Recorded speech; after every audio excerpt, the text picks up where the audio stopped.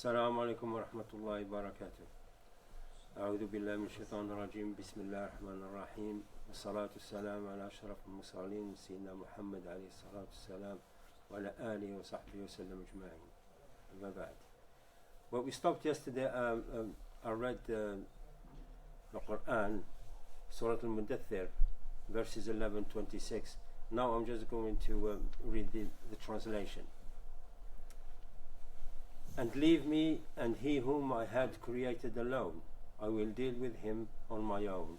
You don't bother yourself with him. And I granted him abundant wealth and sons who are in attendance, and I made life comfortable and smooth for him by bestowing upon him worldly honor. This is talking about Abu Lahab.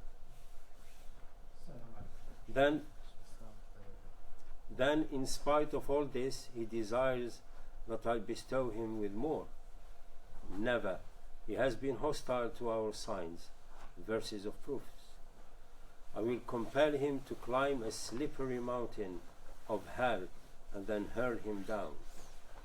Verily, he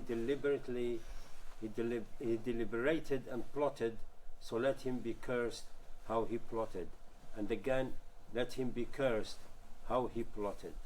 Then he glanced about. Then he scowled and assumed a furious countenance. Then he turned away and displayed arrogance and said, This Quran is nothing but sorcery that is being transmitted through the generations. This is nothing but the word of a human being. I will cast him into the fire of hell. According to a narration, Rasulullah had recited before him the following verse, that is the synopsis of good character. إن الله يأمر بالعدل والإحسان وإيتاء ذي القربى وينهى عن الفحشاء والمنكر والبغي يعظكم لعلكم تذكرون. Which translates as, Verily Allah decrees justice, beneficence, and giving to the relatives, and he prohibits evil, abominable deeds and oppression. He advises you that you may take heed. That's Surah An-Nahl, verse 90. Now we're talking about Islam, how Hamza radiallahu anhu entered Islam, embraced Islam. Whilst walking near Mount Safa one day, Rasulullah sallallahu alayhi wasallam suddenly came upon Abu Jahl, who also happened to be passing that way. The moment his eyes fell on Rasulullah sallallahu alayhi wasallam, he let off a string of curses and words of condemnation against Rasulullah sallallahu alayhi wasallam.